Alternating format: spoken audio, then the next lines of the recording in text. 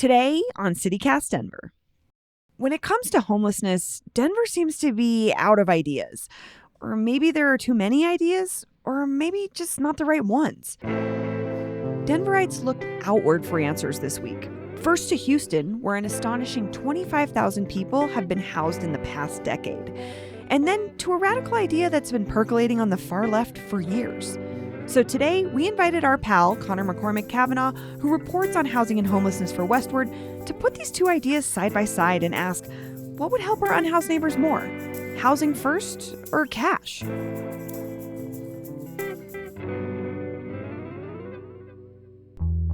Today is Friday, September 23rd, 2022.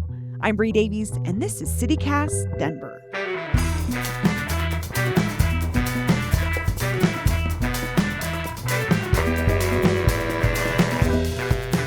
I love that I'm reading such a Paul intro about pizza. Do you want me to do it? I can do it. It's definitely your writing. Yeah. Okay. Are we good? Mm-hmm. Okay. Welcome back to CityCast Denver, the show about a city with wildly underrated pizza. That is not my original thought. Couldn't agree more, Bree. That's Paul's thought. It's Friday. We're back in the Lindy Zimmer studio at Westward talking about the news of the week. I'm here with my producer, Paul Caroli. Hey, Bree. And we're here with Westward staff writer and CityCast Denver contributor, Connor McCormick Kavanaugh. Thanks for having me. So before we jump into the serious stuff, next week is unofficially Pizza Week, as we've declared here at CityCast Denver. And heck yes. I don't know if you have any clue who's behind this push for Pizza Week, but it's not me. It's exciting. It is exciting. We're getting into the spirit of it. No, absolutely. I'm actually curious to see what we find out. Me too. I really don't know. I don't know much about the pizza landscape other than what I've learned from you. Well, here's what I hope happens. A descent into insanity where we all come out sort of like changed and having learned about the deepest, darkest corners of this city's pizza ovens. Oh, Paul. Connor, do you have a hot pizza take? I think it's a beautiful food. You're an East Coaster. Same with Connor. That was lovely. Keep going with that. No, That was nice. I just think it's a beautiful food. I eat it pretty often just because it gets the job done, and it's just delicious, and like the sensory experience associated with pizza, especially when it's fresh out of the oven and hot, and it's a whole pie that's made fresh for you, and the cheese is melting, and you really get to kind of experience the idiosyncrasies of a specific pizza type. It's beautiful. Wow, you're just like speaking Paul's language. I love it. Insane. That was it. Pizza inspires the mind. It gets you to think in new ways. Maybe this is how a lot of us feel about burritos. I think so. I think that's what I'm feeling, because I don't have this passion for pizza. Not that I don't love it. I'm also a cold pizza person. Are you guys cold pizza people? Not really. Okay. There's never any left. Yeah, that's true. And I'm also not a leftovers person, but pizza I'll do. Mm-hmm. Well, we want to hear from you. We want your hottest pizza take. You can leave us a voicemail with your name and neighborhood, and you might hear it on the show next week. Our number is 720-500-5418. Now that we've got our pizza business out of the way, we're going to talk about two stories this week that showed off exactly where Denver is when it comes to housing and homelessness. So there was this trip to Houston last week, a delegation of elected officials from Denver, the Denver Metro, I'm sorry, because this was Denver and Aurora, flew to Houston on sort of a fact-finding trip because Houston has, according to the New York Times, successfully moved 25,000 people off the streets and into homes in the last 10 years. Connor, can you tell me about that trip in particular for our elected officials?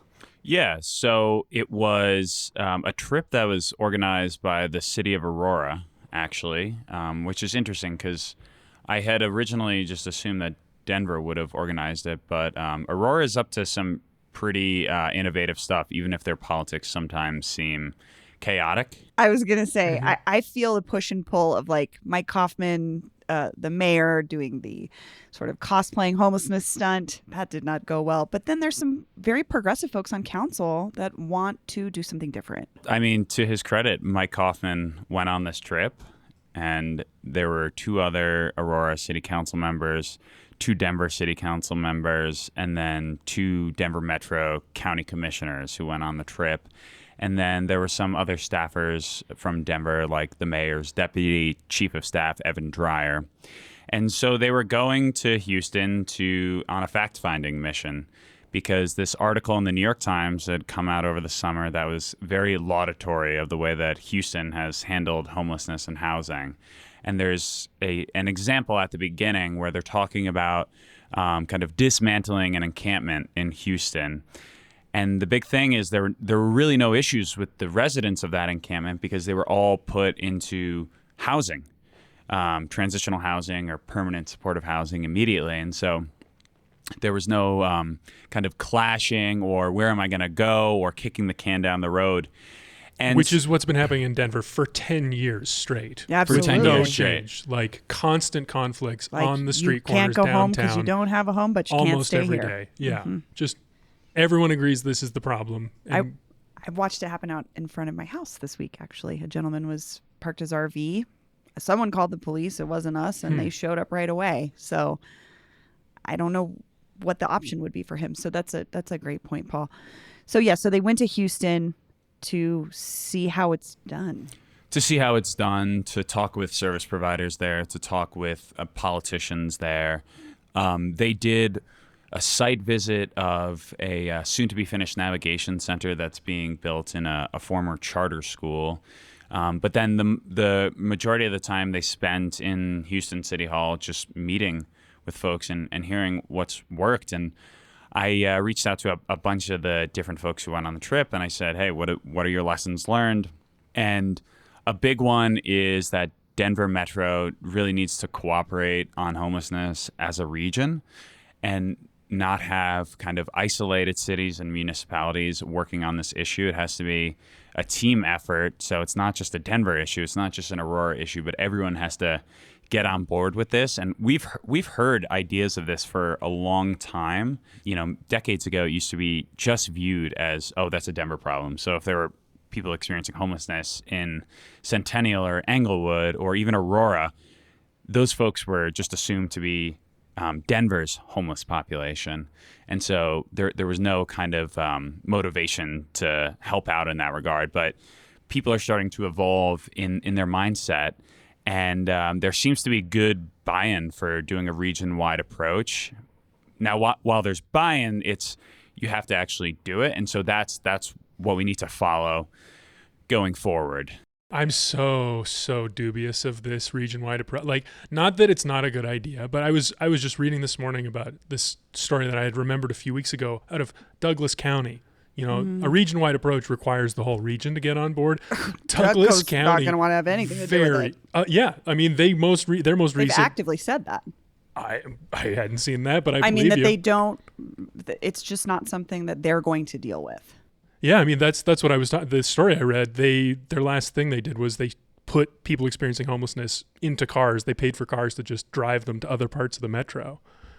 Hancock complained about this. Kaufman complained about this. Like, I don't think that's a good basis for a relationship that could evolve into this Houston model here. I don't know. That's just one problem, though. There's a lot to talk about. No, you're 100% right. If we think about Denver Metro, Douglas County would definitely be the outlier in any cooperation on this. For years, they've contributed next to nothing on this issue in terms of a financial footprint. And you listen to what the politicians there say, and they generally don't seem, they wouldn't, I can't imagine they'd be super eager to get involved on this matter the same way that a Denver or an Englewood or a Centennial now or an Aurora would.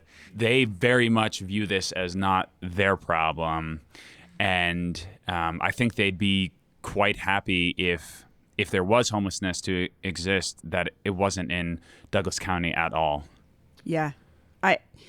It's such a NIMBY and political problem in viewing it this way, because human beings don't adhere to geographical, you know what I mean? Like, you don't, you're not like, well, I guess I'm not homeless because I live in Douglas County. Like, it doesn't jive with the realities. And I appreciated from the New York Times article about Houston, like, this was the main thing that they did was they broke down those barriers and said, we have to work together or it's not going to work. And I'm always skeptical of articles that say like, oh, look, this thing solved homelessness. And I don't think they necessarily characterized it that way, but it's easy to look from the outside and say something has done. Like, I think Salt Lake City had a similar PR situation a couple of years ago. Like, we've solved homelessness. And people working on the ground were like, well, we haven't, but we've done a lot. And so I guess I was skeptical of this trip because I don't know. I got plenty out of that article. What did they? Do you know what they saw? Connor did Councilman Hines or Councilwoman Baca say anything like revelatory in what they got out of their trip?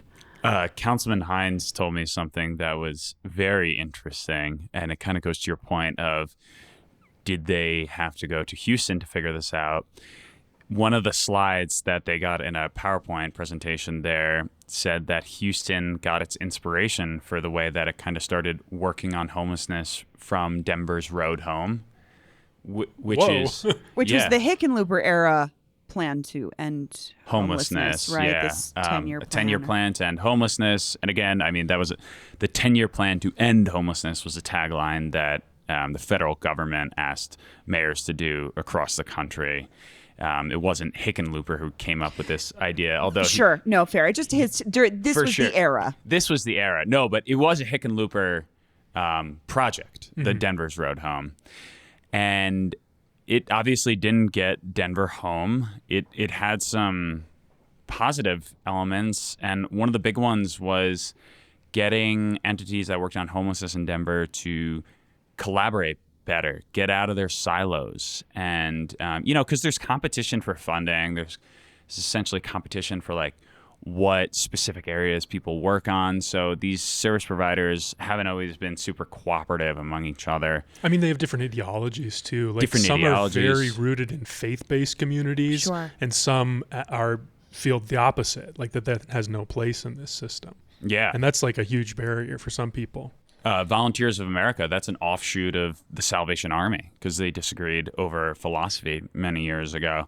And so Denver's Road Home was successful in bringing folks together, but then it didn't last for a long time. And that program was not well funded at all. Well, and I just want to say this, Denver's Road Home was rolled out in 2005. Were you guys here in 2005? No. Okay. Like, it breaks my heart. And I'm sure that people working on housing and homelessness issues still from that time are equally frustrated because it was a different city then. It may have felt even more like we could tackle it. Like, there's a little bit of frustration thinking about the opportunity that we had at that time and how we maybe have bungled it. Yeah, it does feel like insurmountable now. It feels like a really, oh my really God, big it problem.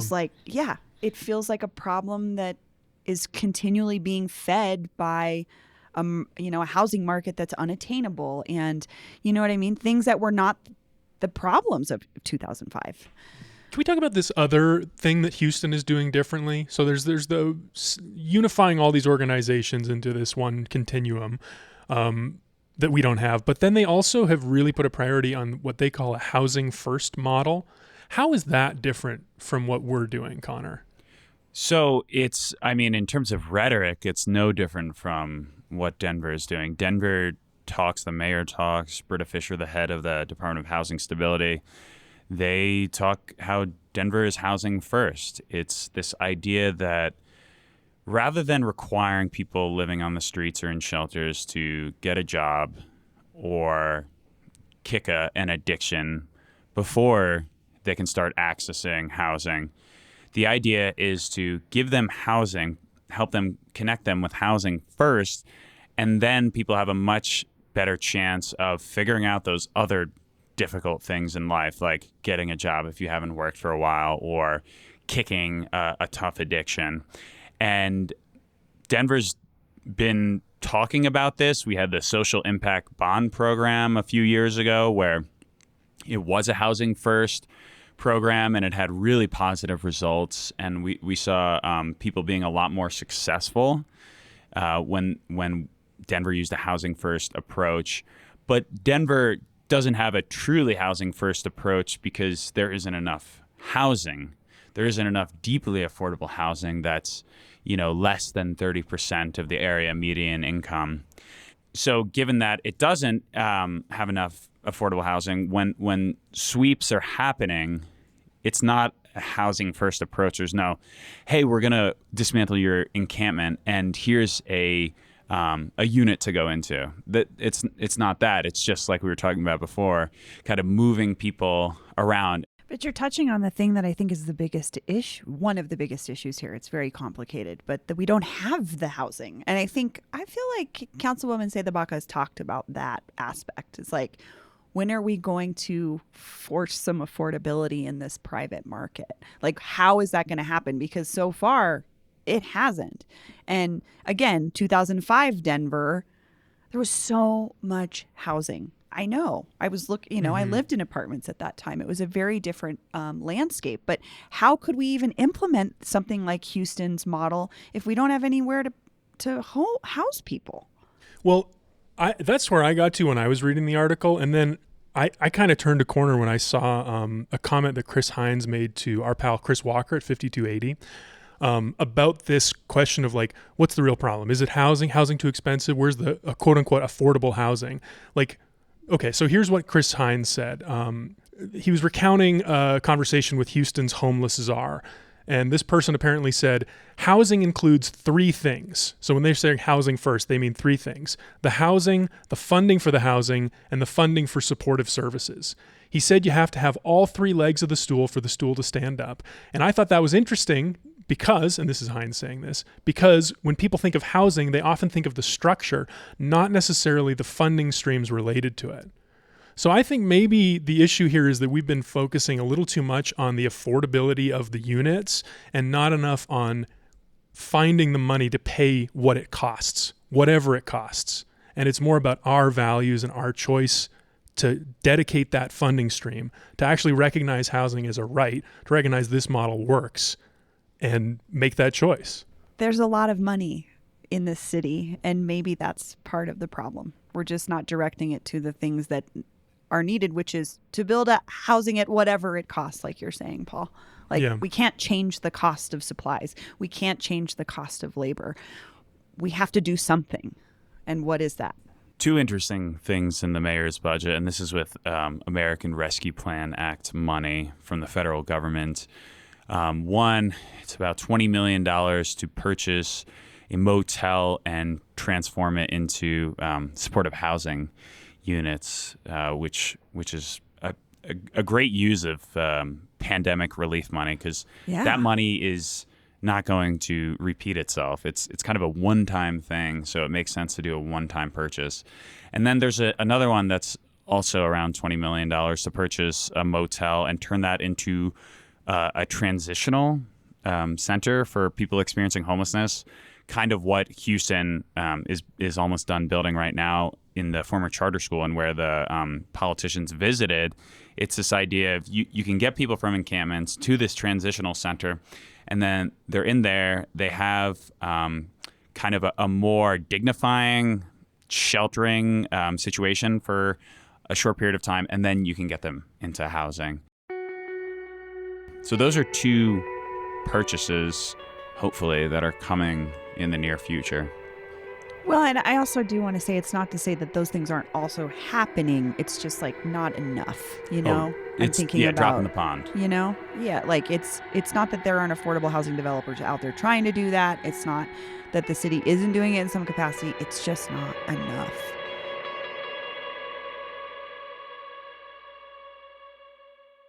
Are you still quoting 30-year-old movies? Have you said cool beans in the past 90 days? Do you think Discover isn't widely accepted? If this sounds like you, you're stuck in the past. Discover is accepted at 99% of places that take credit cards nationwide. And every time you make a purchase with your card, you automatically earn cash back. Welcome to the now. It pays to Discover. Learn more at discover.com/credit card. Based on the February 2024 Nielsen report. So I want to move on to this second story that really intertwines with this conversation about housing, which is the Denver Basic Income Project. Kind of blew up into a national story. So it started out. How would you characterize how it started? It was a nonprofit venture. Yeah. I think it started with A rich guy who a said, twinkle in Elon Musk's eye that there should be electric cars. And then this For guy sure. named Mark Donovan decided to invest in Tesla before it went to the moon over the Yeah. pandemic. He made a boatload of money and started feeling really guilty. And he saw this homelessness problem in Denver and thought, what do I do? What do I do with all of this enormous wealth I've acquired? And he decided to give it away. $1,000 a month to 10 people. I don't know how he met these people, but he just started giving it he was away. just a private person in the world that said, Yeah. I want to try this thing. Yeah. Yeah. And I just so- think this is crazy that this is now a city of Denver authorized program and that's how it started. But yeah. No, yeah, it is. It's a pretty wild story. I mean, Mark Donovan lived for a while in Bali in Southeast Asia, and he had a clothing company that he made that was his career for a while, and then he's making money during the pandemic, the early months of the pandemic, off his stock.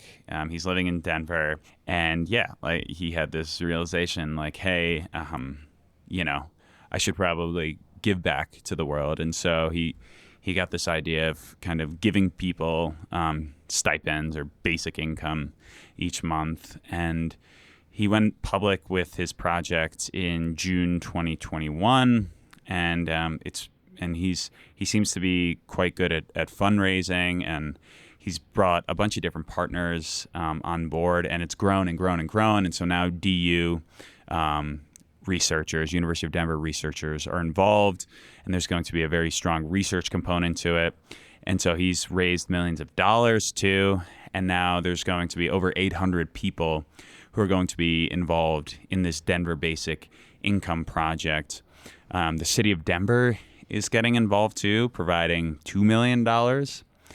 And that money is specifically earmarked for women, both cisgender and transgender, and families. And I asked the city why they specifically chose those populations, and they said because they've been disproportionately impacted by the pandemic in terms of homelessness in Denver, which I thought was a valid enough response to justify it. And so, but the entire project is open to more than just those populations. So it's open to people experiencing homelessness, living in shelters, on the streets.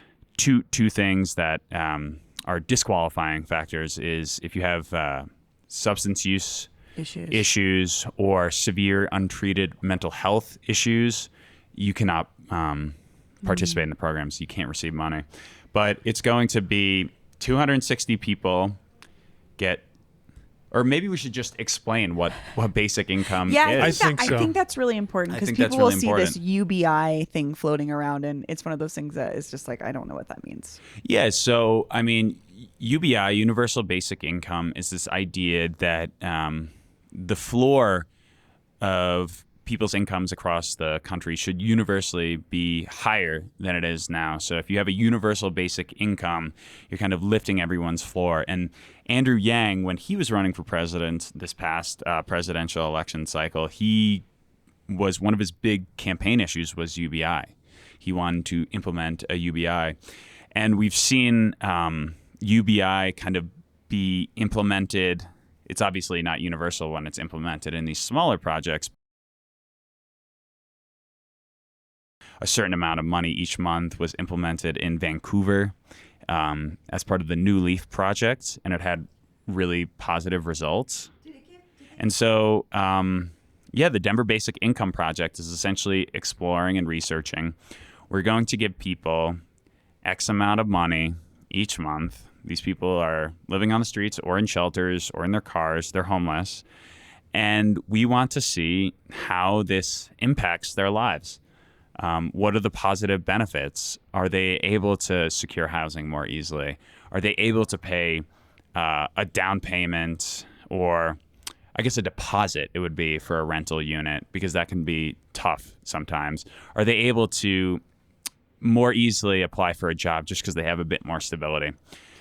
And the difference in this approach, I think it's important to note, is this is putting cash assistance in the hands of folks to make decisions for themselves about what they need, right? So it's not like, you have to go to a food bank to get food or apply through a program to get a voucher to do whatever, or get a navigator to get you into the system to get this, maybe you just need new glasses. You know what I mean? Like, not that the Stout Street Clinic isn't doing amazing things there and stuff, but this idea is like, just give people money to take care of the stuff that they need. And so I just wanted to make that clear so folks understand that this is like pretty radical when you think about a government saying, we're just going to give folks, a check every month. It's pretty radical for the U.S. especially. I mean, this is so not what we've done as a country, at least in recent history. And so, yeah, it's money, no strings attached. Well, Paul, when we were talking about this story earlier before recording, I feel like you had an interesting reaction to this idea. Well, yeah. I mean, I guess I feel a little bit like personally touched by this whole story because, I see Mark Donovan, fellow white guy moving around Denver, seeing the same things I'm seeing. I also early on in the pandemic had that moment where I realized this is going to affect other people way more than it's going to affect me. What can I do? Is there anything I can do? And at the time, my wife was working for the city and she got redeployed to one of the temporary shelters that was being set up for people experiencing homelessness. So she saw what was going on, and what was going on was there was chaos. It was not enough help, not enough of anything. No one knew what was going on. People were all scared. People were being taken advantage of. Just a horrible situation. And then because I'm on the St. Francis Center newsletter, they're a day shelter downtown, I saw they put out a call. They said, all of our usual volunteers are elderly, and so they're staying home. And our staff just had an outbreak. So we have no one to work the shelter. Is there anyone that can come help? And that was late March 2020. So ever since then, I've been going in every week, a little bit less frequently lately. And I actually just decided to stop doing it. But that was my response to the pandemic. And I feel like this Mark Donovan guy had his own, and it was like embraced by the city. But for me, my experience of engaging with this topic at this horrible time was the total opposite. It was like, I'm now afraid of paternalism more than anything. Like, I read about this housing first policy in Houston, and I got really excited because it takes the shelters, it flips the power dynamic. The UBI thing is appealing for the same reasons, but I think if we have data that the Houston model works, we need to really try as best we can to avoid that paternalism. Because you see it every day in the shelter. You see people get taken advantage of. You see people get pushed down, pushed around. What do you mean by paternalism in this sense? I think it'd be helpful if I offered an example. Yes. So the way that the storage system works, St. Francis Center offers space. There's a room where you can put your stuff. So that's cool. That's a great resource for people. It's because people get stuff stolen all the time, like constantly. The way it works is you have to be there at 9 a.m. when the person is available for 15 minutes to sign you up for a storage space. You have to sign a contract. You have to be escorted back to the room and out of the room. You have to be diligent about updating your storage space. It's a lot of There's management. so many rules. There's so much management. It's really hard to get it right because you're living on the street. Like, things come up. Sometimes you miss a deadline, and then what? You lose all of your clothes, your winter coat. Then you have to get a new one. It's just like all of these systems that we make people interact with, we just process people through, they're just creating problems. Like, they're just compounding problems. And when people rely on them, they get stuck. I think the optics of a rich man who made money in the early stages of the pandemic off Tesla stock and is now wanting to have that revelation of, I want to do good, I want to give away this money. I could understand kind of where you struggle with that's paternalism, because I think it really could be. I think the way that the Denver Basic Income Project has evolved has taken away a lot of that. It's become less like it's not a cult of personality nonprofit project now. It's like a very kind of robust, and it seems like somewhat horizontal centrally kind of governed structure now. That seems like a pretty legit nonprofit project structure. And so who knows? I'm not, in their meetings, but I think that paternalistic element has been taken away a little bit. And I think there is, of course, something with, helping people living on the streets with all these different services could come across as paternalistic. But then I think the flip side of that is giving people money and letting them kind of get back the autonomy in their lives is kind of the opposite. Or maybe it's almost the opposite. Autonomy is a great way to look at it, too. It's something we really take for granted when we don't have to worry about stuff. Yeah, For You sure. make your own decisions. You decide when you eat. You decide when you go to bed. You decide where you put your, you know what I mean? You don't have to do all of this hyper management of every moment of your life.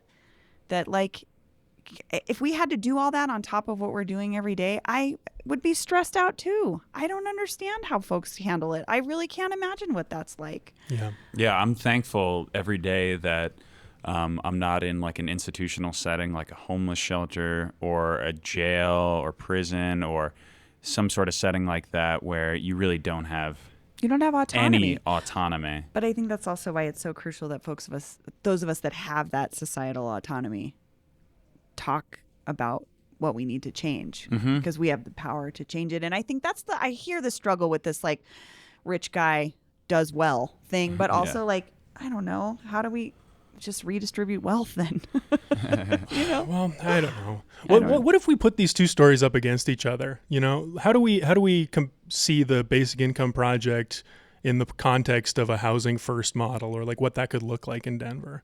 Because I don't know how well I think it fits. I think it works great together personally. Give someone housing, okay? Then so much good stuff comes from housing that we don't think about.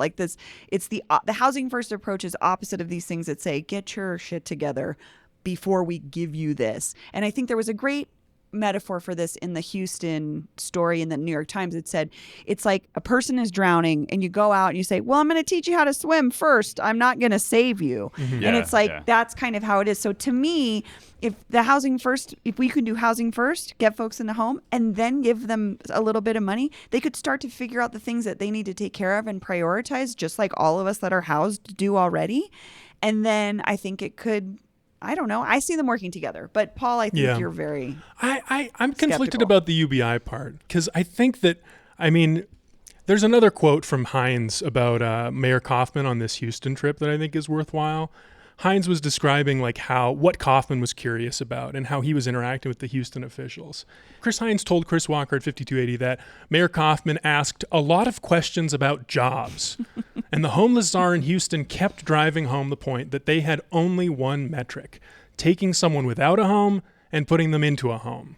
So I reached out to the city of Aurora to see if I could kind of get some reactions from Mayor Kaufman, and they pointed me in the direction of, they said, did you see his Facebook post? So I looked at his Facebook post about it. He's very good about posting on Twitter and Facebook all his thoughts, and he said he was very intrigued by this kind of more collaborative approach, but he's still very skeptical of the housing first idea and model. And he said that he had asked about these metrics and he wasn't satisfied with the answers. So yeah, I mean, maybe Mayor Kaufman is just not gonna ever be into the housing first model. He's really a bootstraps guy. Yeah, I don't know. Something else I wanted to talk. We're talking about the politics of this. With the UBI, with Denver, the city of Denver embracing this idea. Connor, I have to say, I'm a little skeptical that Mayor Hancock on his way out is like, this sounds great. This feels like one last good PR push to me, if I'm being extremely cynical as I tend to be with him. What do you think about that, this timing? I mean, I'm super cynical of politicians too, just because when you cover politics, the only natural way to view politics and politicians is from a cynical perspective. But I think Hancock is evolving on homelessness and housing in his last term as mayor, kind of very late. In his third term, he mentioned when he did his State of the City speech a couple months ago, he essentially admitted that sweeps were just kicking the can down the road and weren't really achieving anything, which I was kind of struck by him admitting that publicly. And then, I mean, even if this is part of his motivation is for this good PR, it's like, Okay. whatever. I mean, Whatever gets the job done. That's a lot of politicians, the work that they do in a nutshell. It's good PR, makes them look good, makes them a viable candidate in the future. So, yeah. No, I feel you. It's like, okay, well, if that is what it is, fine. But at least we're getting universal basic income out of it. Paul, what do you think? I think he's scoring points. It's like a short-term win, and he doesn't have to deal with the consequences. Yeah. Like, Yeah. I don't That's think this nice. is a problem that you solve with these like limited run, like poorly funded programs. Yeah. Like, I've heard a lot of great stories about people who have got a lot out of these safe outdoor spaces we've been talking about the last couple of years, but Yeah. it's like not the scale to make a real difference. And it's like the small shiny thing to look at that chips away at the actual big consistent funding stream you need to house people. Mm-hmm. That's what I'm looking at for politicians, coming up in the next election. I want to hear people brave enough to be unpopular, to not talk about the list of all these smaller but maybe exciting new ideas to try, and someone to take a hard line. This is the way. That's going to be really tough, Paul. I just think again about working on a campaign for a candidate that actively knew she was not going to win, but her agenda was to push ideas like that. And I worry that those radical ideas that could really change something are not going to be popular enough with the candidates that have the financial backing to get the word out to get elected. But you brought up safe outdoor spaces. Connor, you've covered these quite a bit. What do you think, how do they function when we look at something like Housing First? Like where do they fit into the equation? Well, I think with these projects like Safe Outdoor Spaces and this Universal Basic Income project, or not universal, just this basic income project, they're kind of like large scale pilot projects. Yeah. And it's putting first foot in the water. And so with Safe Outdoor Spaces, they seem to make sense to a lot of the service providers right now, but none of them are saying, oh, this is our solution to homelessness. Safe Outdoor Spaces hopefully will be replaced maybe in the next 5 years, 10 years, just by housing. Yeah. And so there won't be a need for people staying in these ice fishing tents or now these upgraded units, these pallet shelters. Hopefully we don't need those at all, because it's way more dignifying for someone to be in those than it is to be getting harassed by people on the streets or cops or neighbors just living in a tent or living in a tarp. But it's way more dignifying to live actually in, 4 walls and a Absolutely. roof over your head than it is in an ice fishing tent or a pallet shelter. So hopefully they become a thing of the past, not because they don't work, because it sounds like there's some really positive stories, but just because we won't need them. Yeah. I was skeptical at first of safe outdoor spaces because I felt like, why can't we just house people? But it's what we have, and it's what we can do right now. And if we talk about how expensive it is to build housing, at least we can make it a little bit safer for folks to be free from harassment. I think that's the best point to me, Connor, is at least folks are free from harassment. And they can go to the bathroom. Right? And shower and Do wash all their the- face and Do all the basic things. and chill. Like, Yeah. people deserve the right to sleep in sometimes and go to bed early or just relax. Yeah, absolutely. Well, Paul, Connor, thank you for joining me. Thanks, Bree. Yeah, it was fun. Thanks.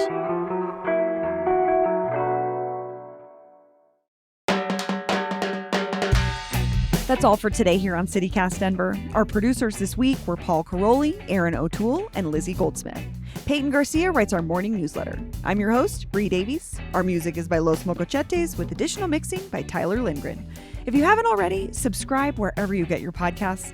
Follow us on Twitter at CityCast Denver and tell Mike Kaufman about us next time you see him. You can sign up for our daily newsletter and learn more about us at denver.citycast.fm. Bye.